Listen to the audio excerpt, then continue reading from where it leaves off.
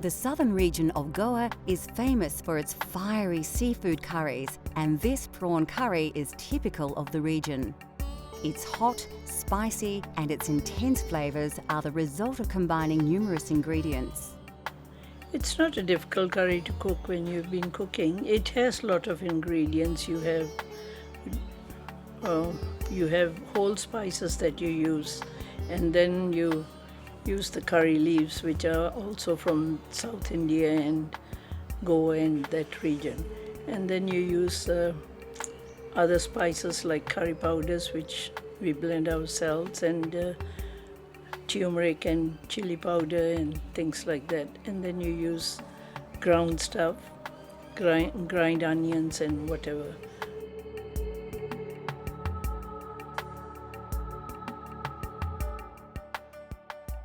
Like most curries, the secret is to start with a good curry paste. Combining these ingredients in an electric blender is a quick and simple way to make a great base for your curry. For those of you looking for a truly authentic Goan taste, liberally add more chili and vinegar to your curry paste.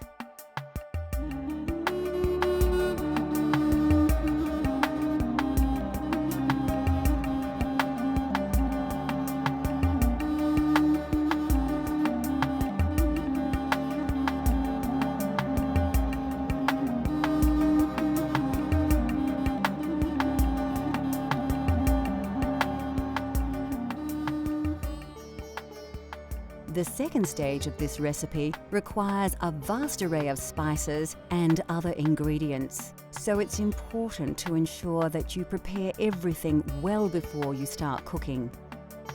We're using green prawns with their shells intact, but you could use any type of prawn.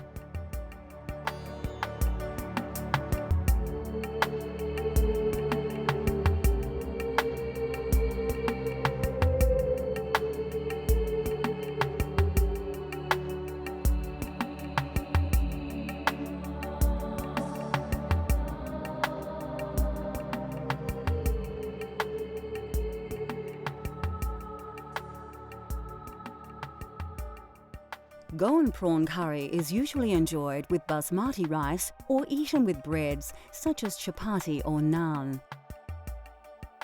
To begin, place a chopped red onion into your blender.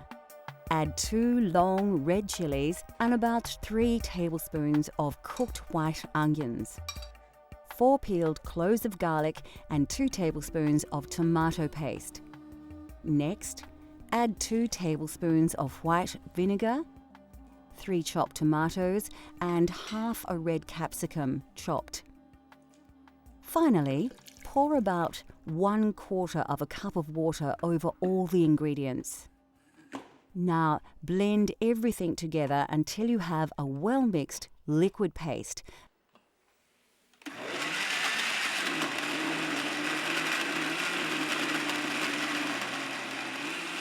And put this to one side until later. To prepare the curry, heat some oil in a pan.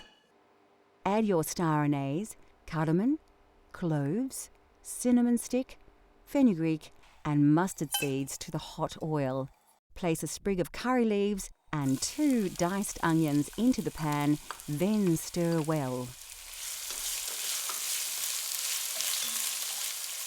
Take some ginger and garlic paste and stir around 2 teaspoons into your curry base.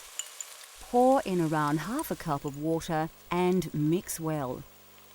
Scoop a spicy mix of turmeric, curry, chili and coriander powders onto your onion base. As they cook, these spices will release their aromas and their flavors will intensify. Season with a teaspoon of salt, then reduce the heat and mix the ingredients well to form a thick paste. Now is the time to add your blended curry paste to the saucepan. Mix it in well to allow all the flavors to combine. Cover and allow to simmer until the juices have cooked through. When ready, add a tablespoon of yogurt to the sauce, as well as 1 tablespoon of tamarind paste. Then pour in half a can of coconut milk. These will help to bind all the ingredients together into a rich, creamy sauce. Take the juice of half a lemon and add it to the sauce. You can now add your prawns to the curry and then bring the sauce to the boil once to cook them. Remove the saucepan from the heat. Sprinkle 3 tablespoons of fresh chopped coriander and stir. Finally, cover and allow the curry to stand for 5 to 10 minutes before serving with basmati rice.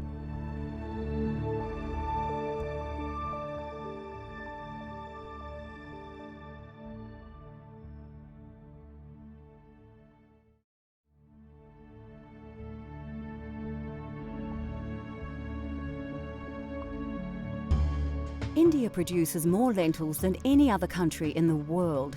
These pulses are packed with high levels of protein as well as many essential minerals and vitamins.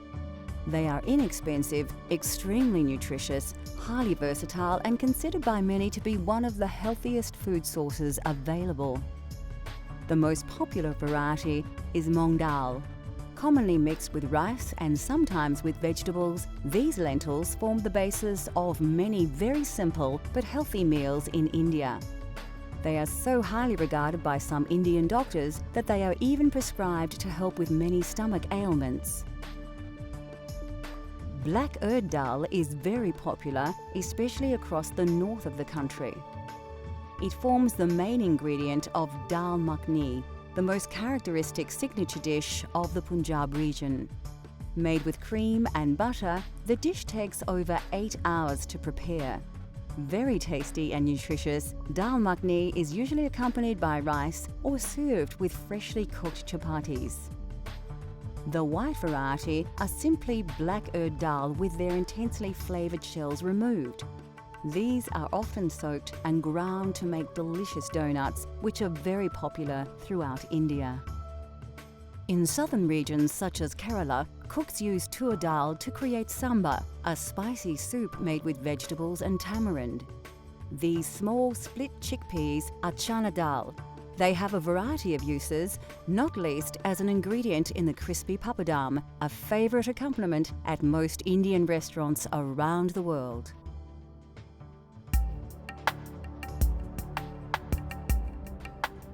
Lentils and beans are indispensable to Indian culture, revered for their pure and gentle digestive qualities. No other dish is more central to Indian cuisine than dal, a flavoursome traditional classic. Dal is actually a staple all over India, not only in the north.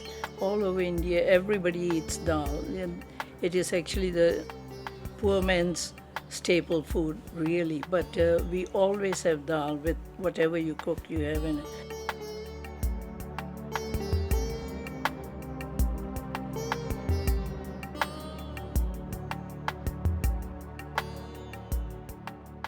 From north to south, dal in all its forms is central to Indian cuisine. Although dal seems like a simple dish, the preparation and complexity of its ingredients comes as a surprise to many. With a little time though, anybody can create a delicious dal at home.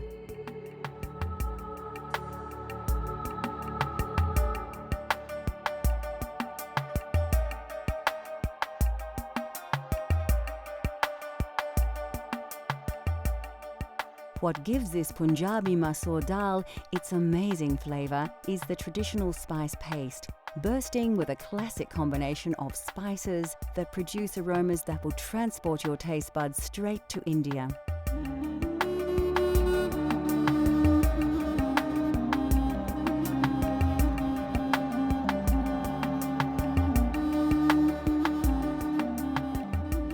Although once limited to a very select few, all these exotic spices can now be sourced directly from your local supermarket.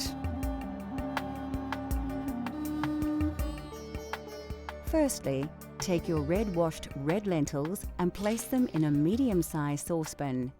Add the water to the pot, then stir in your turmeric powder, salt, a dash of chili powder, the garlic and ginger paste, a dash of fenugreek seeds, and a tablespoon of oil.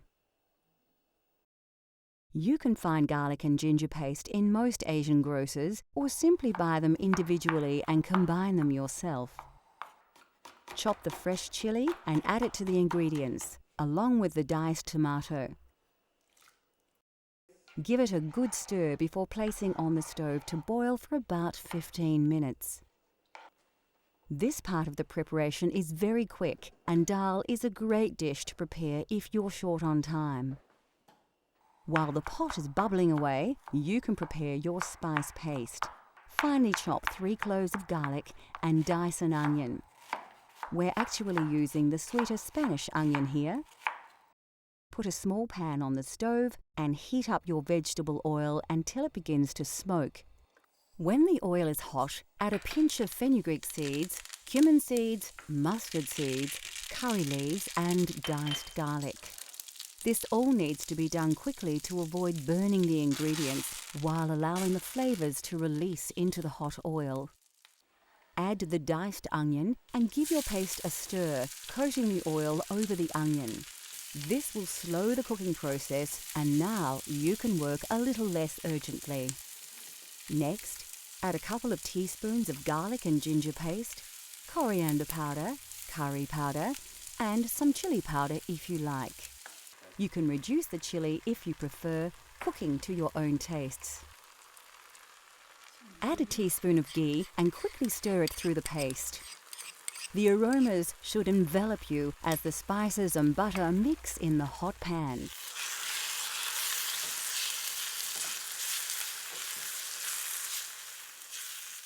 By now, your dal should be cooking nicely, and a large portion of the water will have been absorbed by the lentils.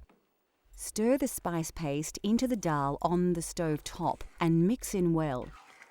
Keep it on the heat while stirring to help the flavours combine. Lastly, finely chop some fresh coriander, stalks and all, and add it to the dal. Keep a little aside to use as a garnish when serving.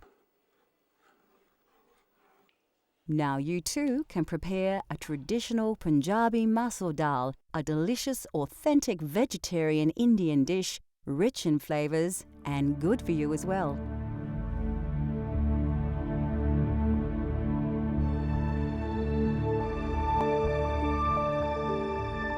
Now that we have revealed the simple yet spectacular delights of Indian cuisine, considered by many to be the most varied and exotic of all cuisines, we hope that we have inspired you to explore these flavours for yourself. Cultural Flavours continues to explore the world and its cultures through the diversity of food. From India to Italy, Greece to Africa, let Cultural Flavours take you on a gastronomic journey so you can experience the tastes of the globe at home.